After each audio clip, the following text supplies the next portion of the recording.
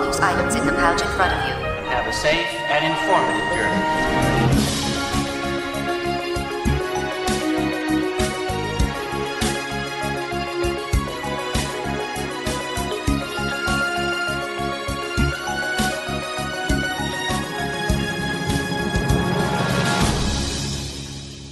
Hello, I'm Nathan Hartman, and this is Dreamfinders, a podcast about the creative culture of Disney theme parks. Gijs Van Winkelhof has always had an ear for a good Disney song, quite literally. Having taught himself how to play piano at 3, Gijs has spent his life at the keyboard, plucking away at any song after listening to it once or twice. Like many of us, he has found himself humming Disney theme park music long after leaving the ride, but thanks to his creative talents, he can replay them at any time. And that's what he does for hundreds of fans every week on his live stream and as a piano player for the Disneyland Hotel in Paris. Gijs spoke with me about playing at Carnegie Hall, getting to be a rock star at Tomorrowland. Well, a different Tomorrowland. We'll talk about that. And he plays some of his favorite Disney theme park tunes for us, including some classic Epcot. All of that and more is coming right up on Dreamfinders. Gijs Van Winkelhof, thank you so much for coming on Dreamfinders. I appreciate it. Thank you for having me. So let's start with something I think is kind of interesting about you. Is, well, a lot of creatives get into the craft kind of young, and that's why they're fairly good at it as an adult. You actually got into piano at like 3, and what I think is interesting about that is generally when you think about people getting into things, it's because their parents, get them a teacher or something. You were self-taught at 3, correct? Right. Yes. So when I was 3 years old, my sister already had piano lessons and she played all these songs and I wanted to play like her because it sounded so beautiful. And I looked at her fingers and so I just copied what she was doing. And then later I got piano lessons myself, but I got the exact same songs as my sister. So I could already play those songs. So my teacher she thought like, whoa, he's really good at like sight reading and everything. But I just memorized everything until I got a new book and I didn't know those songs. Yeah. Yeah. So I asked her like, can you play this song first so I can listen to it? So she played it and then I listened and then I played it. But that was not really the method she wanted me to teach, Yeah. I mean, yeah, that's less technical. It's more like, I don't know what that mystical thing is that some creatives have, especially in music, where you just hear and play. Is that, does your brain, I feel like there's got to be gears turning, or does it just come to the fingers when you're like, okay, that's C, that's D, that's F, and it just happens? What is that thought process like? Yeah, like for me, like when I listen to a song, like I can, like after listening to it once or twice, I can play it. So it's like when I listen, it's almost like how do you say that? Like a photographic memory, but then with music. So I don't know. Because after when I had to play all those new songs, I didn't like that. I really hated piano lessons because I could already play with 2 hands, but. And with piano lessons, I could only play with 1 hand. It was frustrating, so I quit. And then I really taught myself to play the piano, and by listening to music and listen to all the details in music, like not only the piano but also the strings and the trumpets and I wanted to make my own arrangements, so it sounds more like a whole orchestra than just piano. That was what I really like to do and still like to do. So you compose and produce music, and you've been doing it since 10. What sort of songs inspired your early work? Were you just mimicking like what you had heard, or like what were those early compositions like?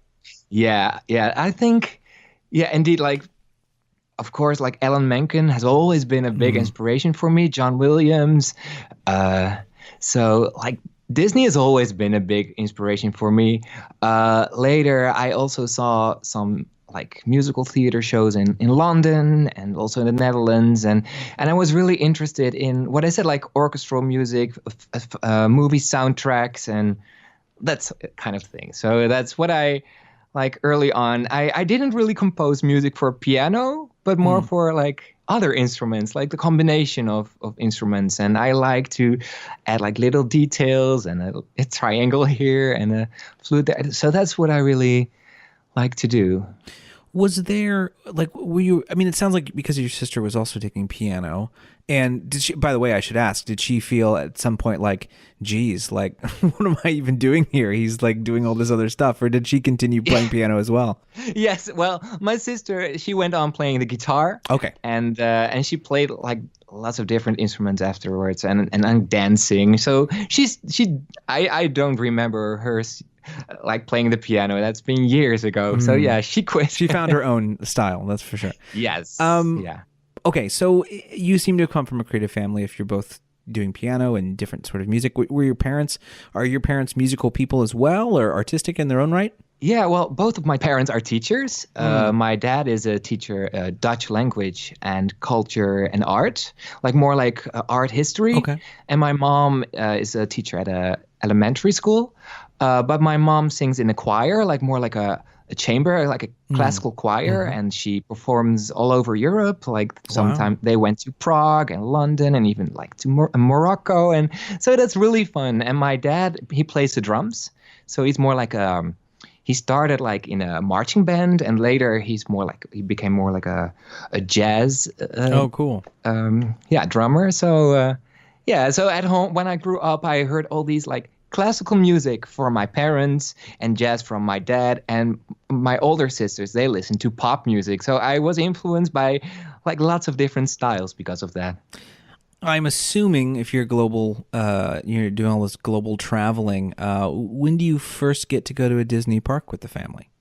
I was about seven or 8 years old, and we went to Euro Disney, Disneyland Paris. And I remember everything. Space Mountain wasn't there yet. And we stayed at Hotel Santa Fe. And I remember everything. It was my first like roller coaster. It was Big Thunder Mountain. And my dad recorded everything. So we have everything on video. So that was the first time. And that was really when my interest for Disney parks started. Even before that, actually, because I used to have an old Little Mermaid VHS, and after the movie, there was like a commercial for Euro Disney, but everything they showed was Magic Kingdom, actually. Because Euro Disney's in construction. It's not right. Yeah. So it was really fun, and so I always wanted to go to Euro Disney. So when I was like 7, we went. So that was awesome. Yeah. And I mean, this is it's I don't know. It's weird to think about, because I feel like when we think about the history of the parks and things of that nature, like when we hear the term Euro Disney, that still is like in theme park nerd circles, like a definition for failure, like oh, just don't Euro Disney the whole thing and they'll be fine. But for you, it was like a great success as a child. Like it still mattered to you in what it was. Of course, yeah. What was the experience? Because of course you have all this Disney music and all this, but like Disney theme park music is also very specific. Were there songs that even at that young age you sort of drew yourself to? Was it Sherman Brothers stuff, or like what kind of gravitated you towards theme park music? Yeah, I loved The Timekeeper, which was at Disneyland Paris as well, and I was so sad when it was replaced by the Buzz Lightyear, right? Right. Pirates of the Caribbean, of course, Phantom Manor, like that. The score of Phantom Manor is very like orchestral and beautiful. So I really remember that. Those 3 or 4, like that was those were my favorite, songs or scores from the park. And I've never been to American parks or other parks, so that was like my only experience, So it's really fun to, now that I've been to multiple parks around the world, and now when I go back to Paris, like it's so fun. Like it was the first park I ever went to. Do you remember your first trip over to the States for Disney World or Disneyland? Yes. In 2007, that was the first time I went to Disneyland. And I only went for 1 day, and the park was open till 12. Oh, and nice. I remember I had to go to the airport at like 3 a.m. or 4 a.m. So I didn't sleep at all like after that. But we did so much. It was very hot. It was in the middle of like somewhere in August. And in 2008, that was the first time I went to Walt Disney World.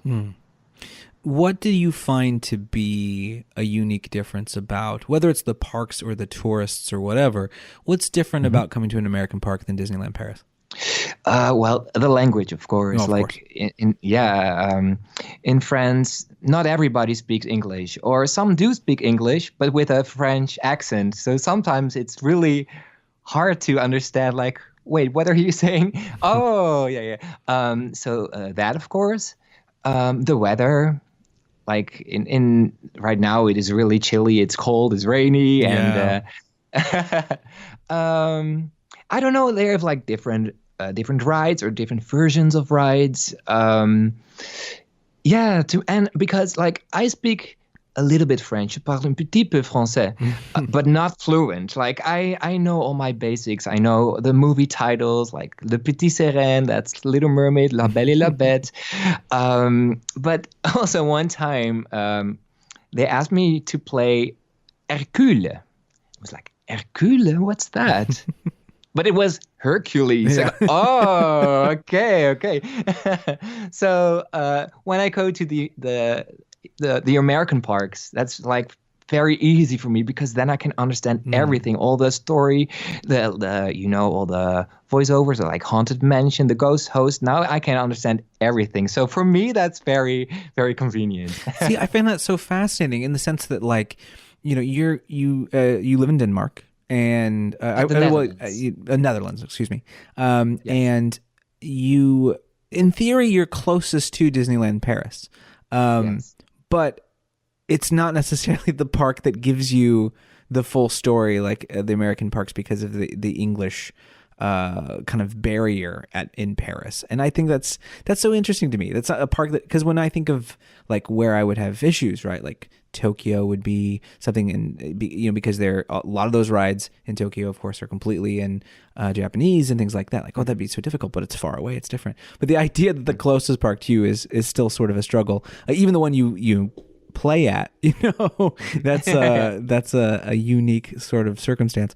I was curious if you would play for us one of your favorites, whether it's Disneyland Paris or something from the States, some sort of Disney park music that you look back on fondly. Ooh, maybe I can play a little bit of The Timekeeper. Oh, wonderful.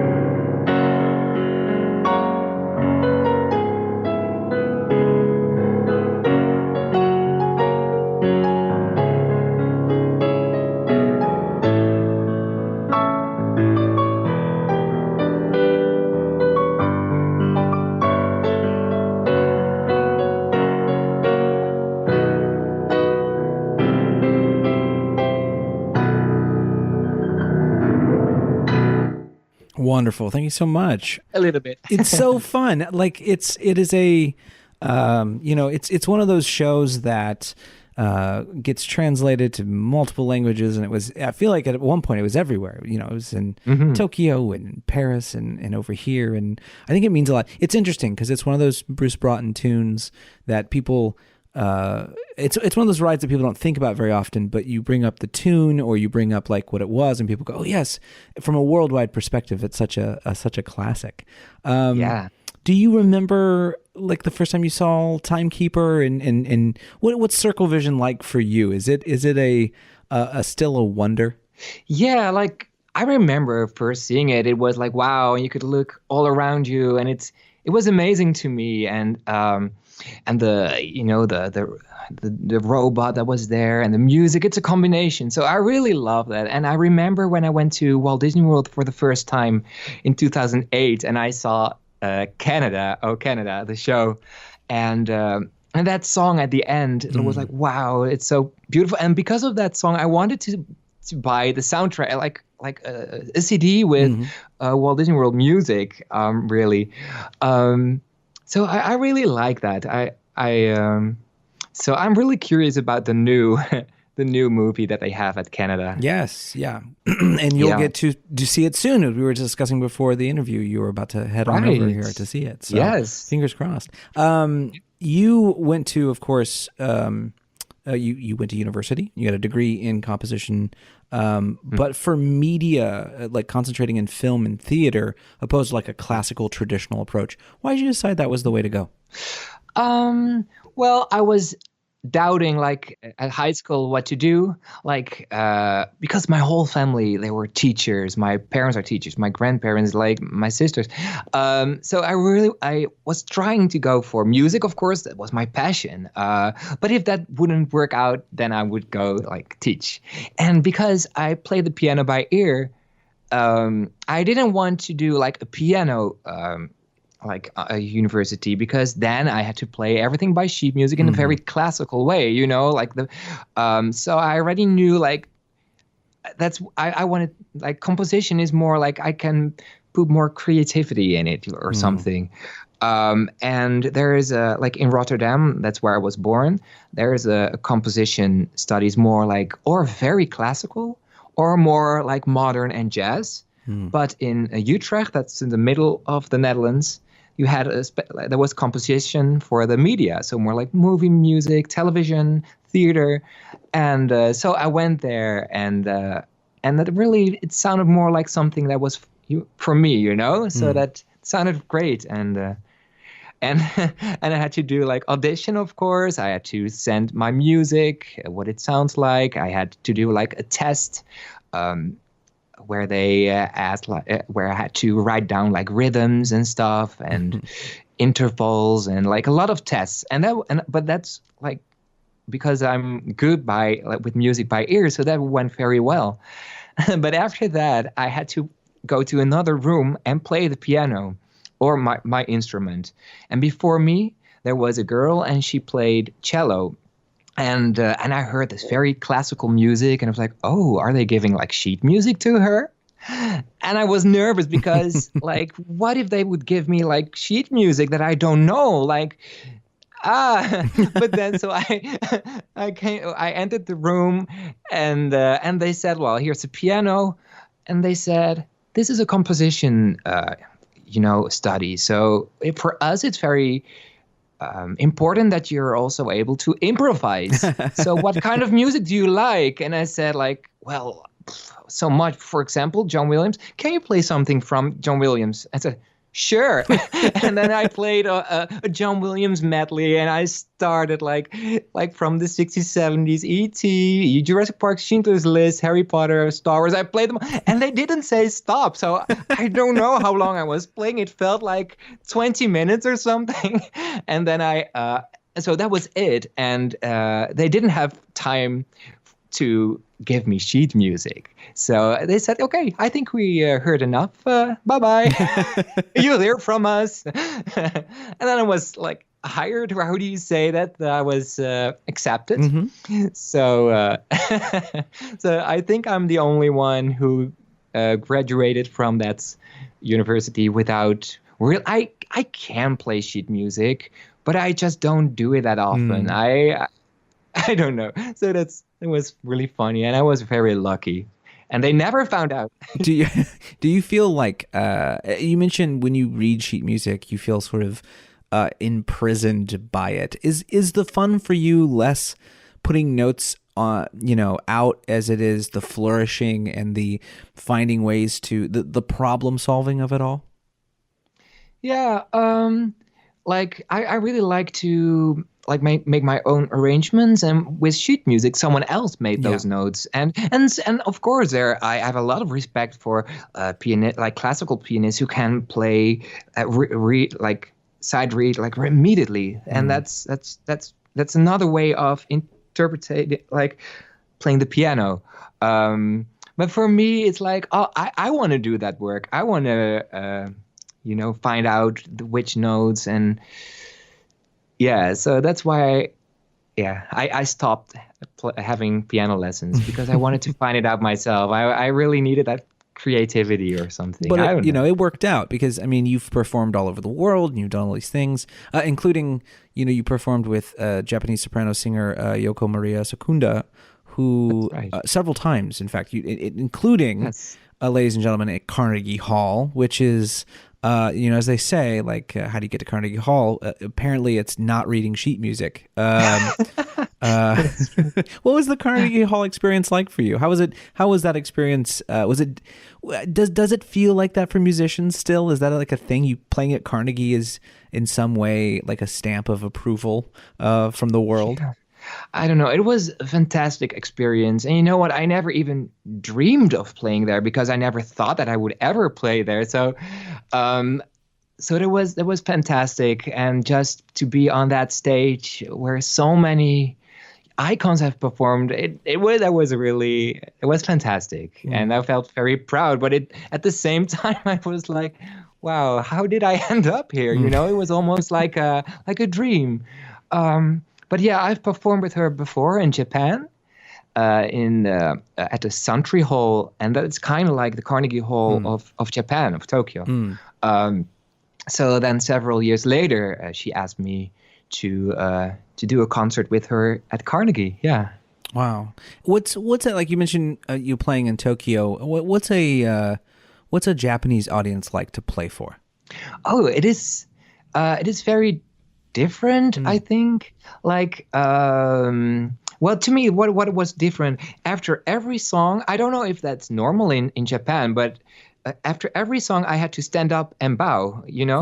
Like here in the Netherlands, at least, we take a bow at the end of a concert, or like at the end of an intermission or something. But here, after every song, I had to stand up and take a deep bow and bowing to each other. Like that's normal in Japan, of course.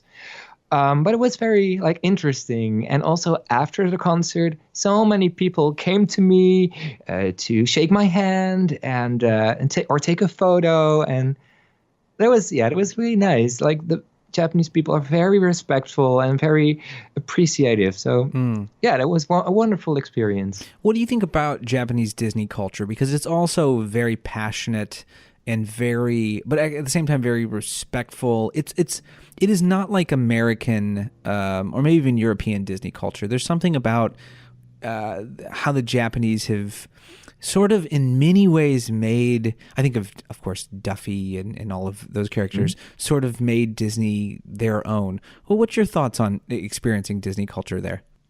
Yeah, well, it was funny. I went to Tokyo Disneyland on the hottest day of the year. I don't know, it was like 110 degrees or something. Oof. And Japanese people, they really don't like to have a tan. So they were all like wearing umbrellas to protect themselves from the sun. But because it was the hottest day of the year, like most Japanese people stayed home. So the parks were almost empty. So I did 2 parks in one day, and I almost did everything. Oh man, that's the dream. So I felt so lucky, and it was wonderful. And I remember there was a line of cast members with their hand ups to give high fives, and I was like, high five, high five, high five. It was just so fun, and I don't know, like also the merchandise, it's fantastic. Like these sunglasses all decorated, like it's very over the top, but so fun because like everybody there was wearing all these glasses and Mickey ears, and it's just a lot of fun. Yeah, and I can also tell like there's a big like Tokyo Disneyland fan base on Twitter, for example, because one time I played at Disneyland Paris, and there was a girl from Japan.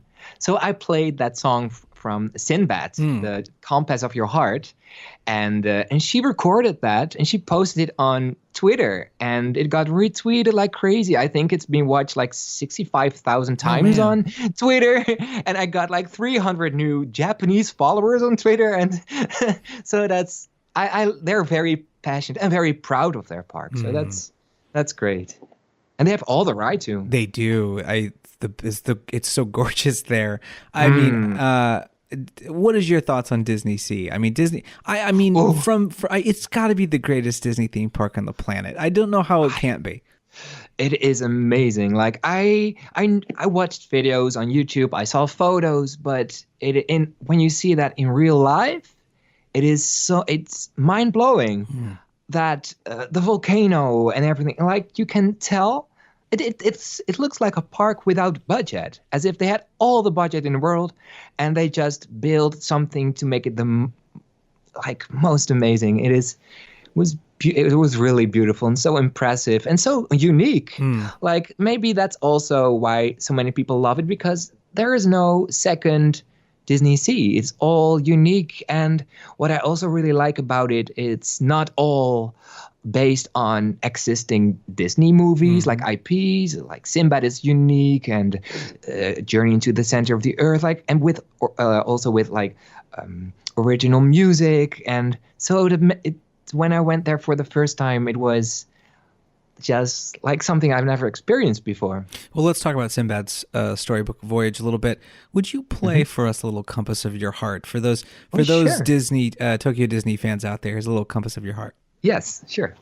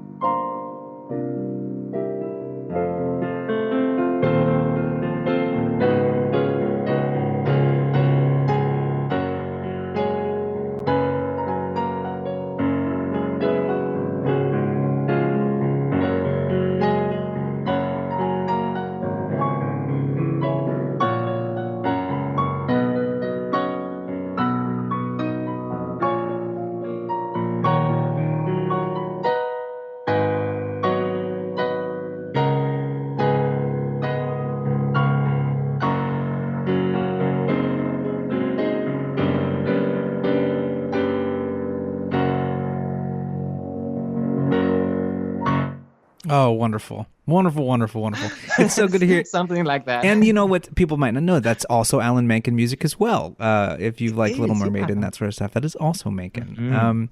Absolutely. Something I think we should talk about, this is a little unique thing about your history. If any of you have ever Googled Tomorrowland, generally speaking, you will find images of, I don't know, Space Mountain or whatever, but now and then they'll just show up in those search results some music festival you've never heard of if you live in America, and you're like, what in the world? How is this not like copyrighted where they're at and they can use the word Tomorrowland? But you've actually played at Tomorrowland, the music festival as well. Right. What is that like? Tell us, Disney fans, what the heck what this festival is that keeps showing up in our Google images. Yes, I know. So I've never been there as a visitor, but in Belgium you have this electro dance music festival called Tomorrowland, and it's like the biggest festival in that like genre, there are hundreds of thousands of people, and it's sold out in minutes. It's crazy, and a lot of DJs perform there. And it's funny because I'm from the Netherlands, but the most famous DJs like Armin van Buuren, Afrojack, I don't even know their names. They're all from Holland. So that's really funny. They're all from Holland. They perform there, and the reason it's called Tomorrowland, but when the movie Tomorrowland came to Europe, they couldn't name that movie Tomorrowland here because of that festival. So it's called Project T over here, which is very weird. So I performed there 2 years in a row. At 2 a.m. with a saxophone player, and they asked me to play like acoustic versions of like electro dance music, like Avicii and Armin van Buuren. It's not really the music I like. How to say that? Like I'm not an expert, but it was really fun, and I performed with a saxophone player, and there were literally thousands of people, and at the end, all the people, they came to the piano, and I had like 2 security guards around the piano because my piano was almost like it was tumbling down, over it. It was crazy. There are 2 videos on my YouTube, and it's really fun. So you should check it out. But I never experienced something like that, and that was the first time I performed there. Was just 2 days after my concert in Tokyo, and in Tokyo it was very classical and very operatic, and then to play at Tomorrowland, the music festival, it was like the opposite. So it was quite a contrast. Yeah, who'd have thought you'd have a little rock star life going on? I know. I felt like a rock star. It was crazy.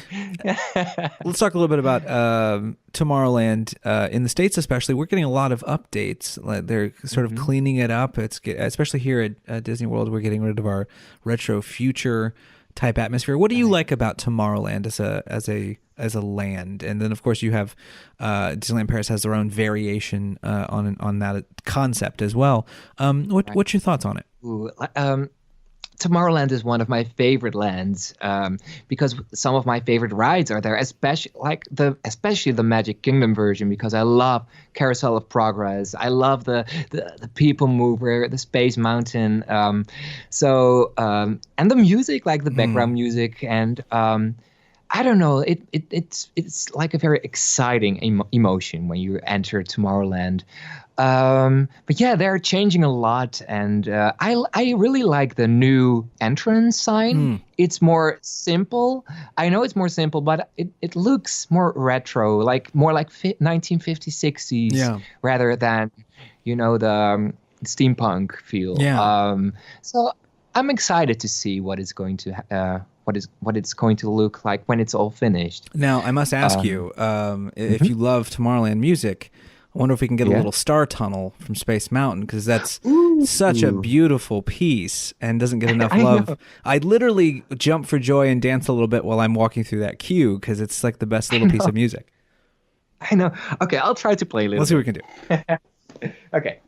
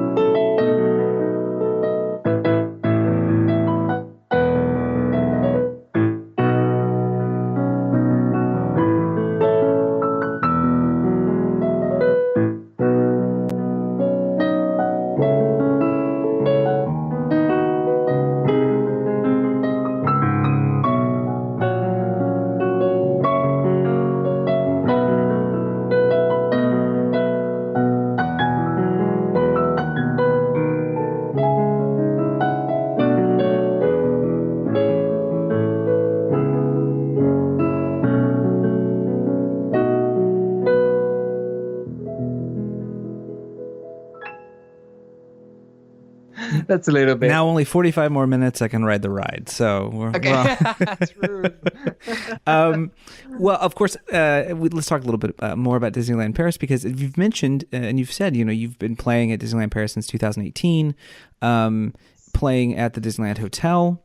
What's that experience like for you as someone who, of course, loves to play, on a whim and what people are interested in? Like, is that a fun experience for you, having that interaction? And of course, if you follow Gijs online, lots of interaction with Disney characters who also seem to love your music. Oh yeah, it was so fun. So I went to Disneyland Paris in June 2018 for the first time in years, really, because for a long time I only went to Florida like 2 times a year, and then I went to Disneyland Paris with friends of mine, and we were staying at the Disneyland Hotel, and my friends were like, "Oh, there's a grand piano. Gijs, you should play on it. You should play on it." I was like, "No, I don't know," and the piano is locked. So I was a little bit shy, but so they went to cast members and they asked, like, "Gijs, he plays every Disney song, and you should let him play."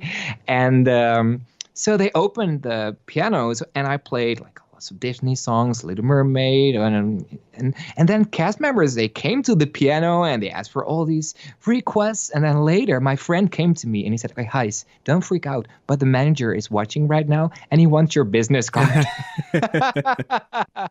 And then, that's how it started. So that's when in November of that year, that was my first performance, but then as a cast member.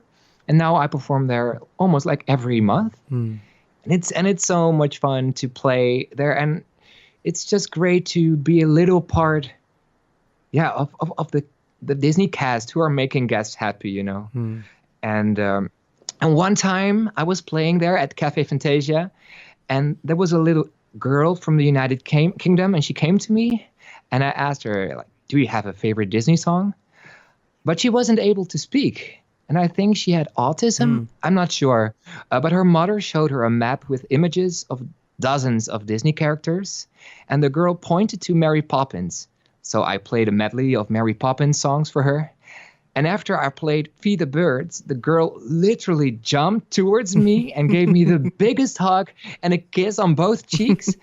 She was super excited. And then her mother was in tears and thanked me multiple times. And it was just a very special, like, magical moment I will never forget. It was really beautiful to see how happy she was. Like, that's Disney magic to me. And I felt so proud to be a part of that. So what sort of requests do you get? Is it a lot of movie stuff, or is it sort of obscure, or like what do you find the guests at Disneyland Hotel like to hear? A lot of Beauty and the Beast. Beauty and the Beast. Sometimes I have a Beauty and the Beast medley, and it's like 20 minutes long, and it starts with the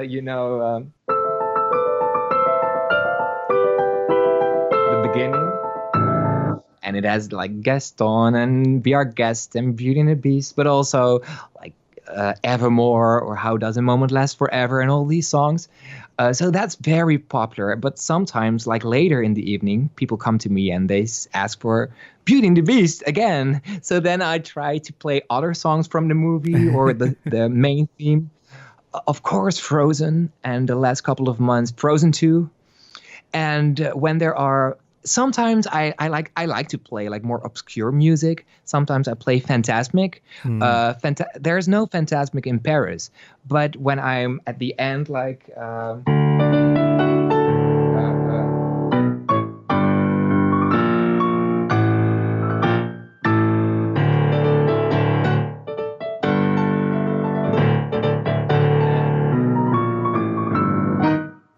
and then here I'm waiting. And then I hear a group of people like, some imagination, huh? And I'm like, yes, there are people, there are Disney fans in the house.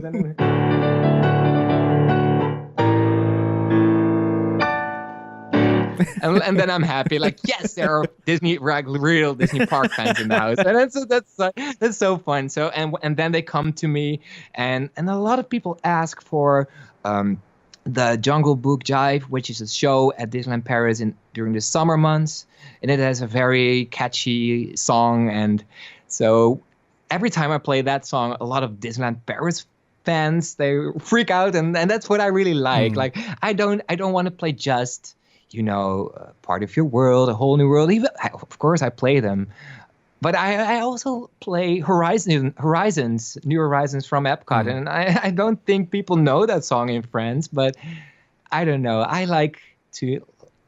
Even if there is one person who knows it, that makes me happy. Like, yay. It's an instant conversation starter. Like, if someone knows, New Horizons in Paris, it's like, they know something. They're very into a theme park if they know songs from rides that are no longer around. So, yeah, that's an amazing. Are there any other obscure songs that you like to kind of throw in? Because I have that Epcot medley, maybe. Oh, sure. That people can guess. Those are a little bit more obscure, maybe. One time, like a few weeks ago, there were Americans at Cafe Fantasia, and I played Happily Ever After. And then they came to me, and they asked for Star Wars music, and what else, like Wishes, and the Rivers of Light, and songs like that. And even though those are not really obscure, but it was really fun to play that for them. And they were cast members from Walt Disney World. Oh, wonderful. So they're used to hearing it. So they have a connection with it. Oh, that's fascinating. It's amazing how music can make us feel at home, even when we're not at home. So, that's so interesting. So, of course, you've made a lot of people feel at home because for several years you've been also live streaming through Periscope and YouTube your piano playing and taking requests and interacting with people. One would think, like, if you play a lot and you do it sort of, I don't even like to call it work, but it's work sometimes. Then coming home and doing it, for the internet, how does that not feel like more work? How do you keep it fun for yourself? Well, that's what it makes it fun for me, because every time I do a live stream, I don't know what to expect. I don't know what people are going to request. So every time it's very different. And when you record a video of yourself, you can do it over and over and over again, But when you do a live stream, everything can happen, and you cannot fake it. And also, people get to know me better, and it feels like when you make a video, it's like talking to a camera. But when I do a live stream, I can read all the comments, and so to me it feels more like a conversation, and it feels more real or something. And because I get so many different requests, it's just a lot of fun. And a lot of the songs are not songs that I would normally play, because I play a lot here in the Netherlands as well. I perform at a lot of castles and concert halls, and normally I don't really play Disney music per se. So it is fun to play the songs there. And also on YouTube, where I post a lot of videos, that's more like I really post the music that I love, or that also like more obscure music that I hope more people will discover because of that. So sometimes people are like, "Hi, why won't you record a Lady Gaga medley or an Ariana Grande medley?" And I don't know. Maybe it will attract more people because they're very popular, of course.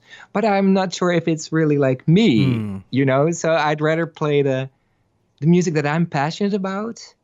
And also during the live streams, I play a lot of my own songs and a lot of people that are friends of mine because of Periscope and Twitter. I met so many people from all around the world, and some people watch every show. They drop everything, and it's just so fun. It's like really like a community, and they're my friends and family. It's a great feeling. So yeah, I do it every Sunday. I try to do it every Sunday at 4:30 Eastern time. And it's music is still a hobby, even though it's my work. It's still something that I'm passionate about. So one of the things that you do on your YouTube channel, of course, is medleys. I mean, and when I say that, people, I mean sometimes not even just medleys, but like you did the entirety of Happily Ever After, like the whole show in piano arrangement. So like the guy's dedicated, people. Like don't get confused. He really loves it. Let's talk a little bit about one of my favorites on there, which is your Epcot medley. And of course, we were talking before the interview about how you work on a couple more Epcot medleys.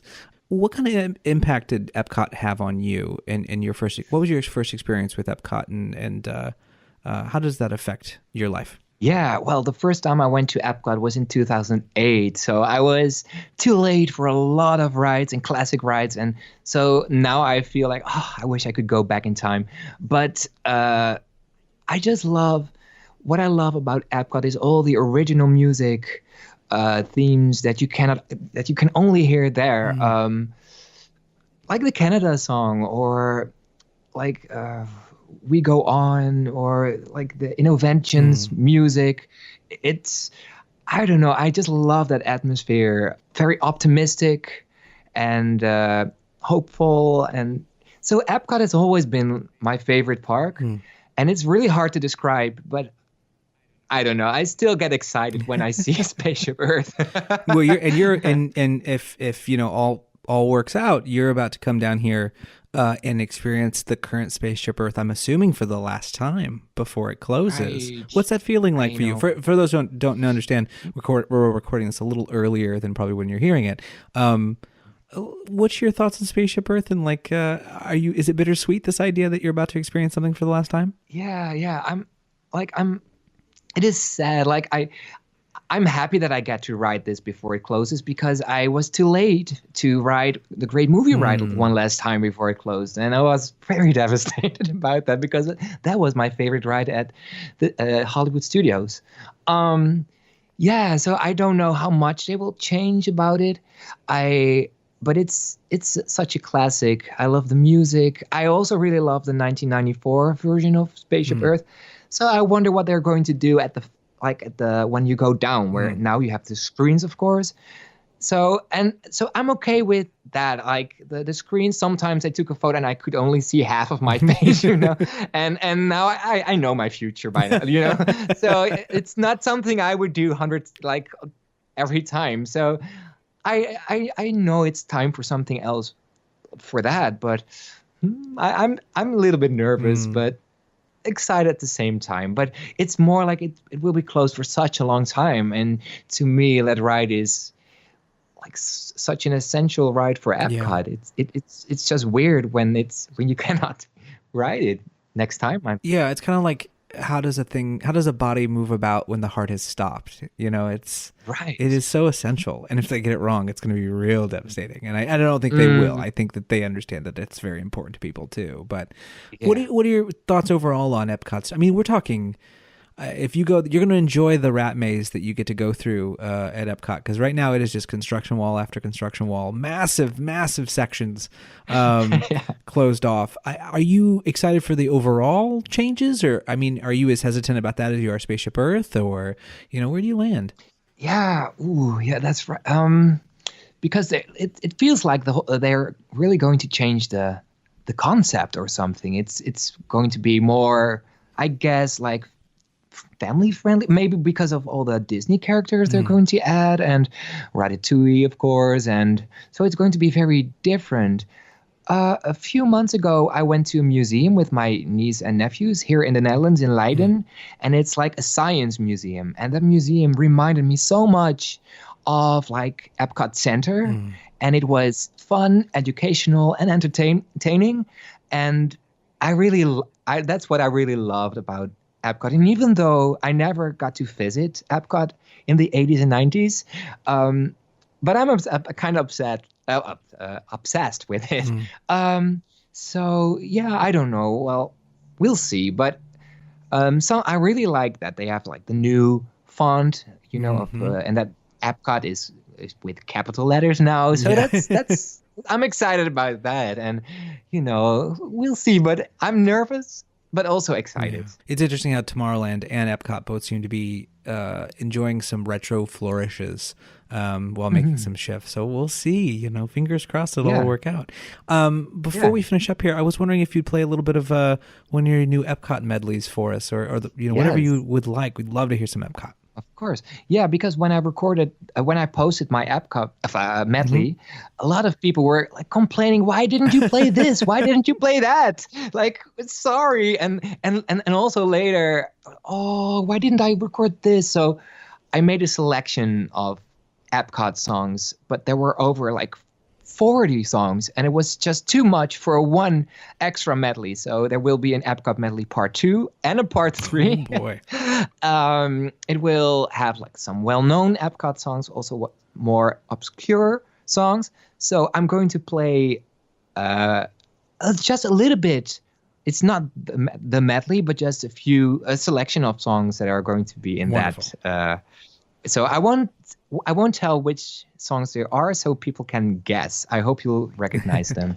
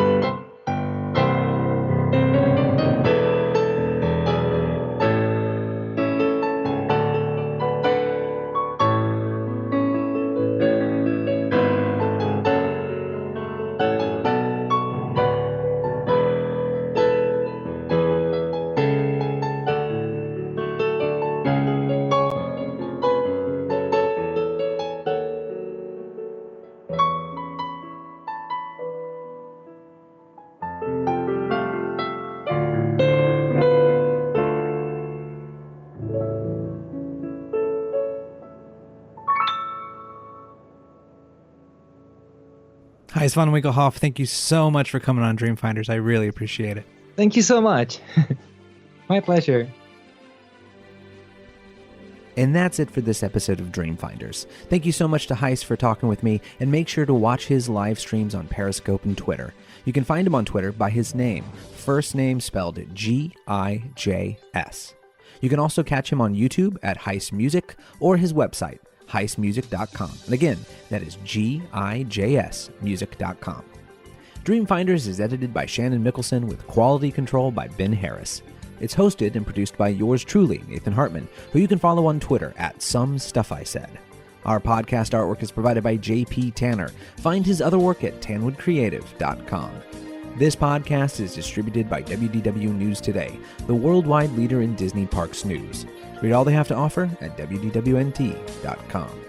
Tell your friends about the show, and please give us a rating and review on Apple Podcasts. It means a lot. Also, if you or someone else you know would make a great guest on this program, feel free to email us at dreamfinders@WDWNT.com. I'm Nathan Hartman, and remember, if we can dream it, then we can do it.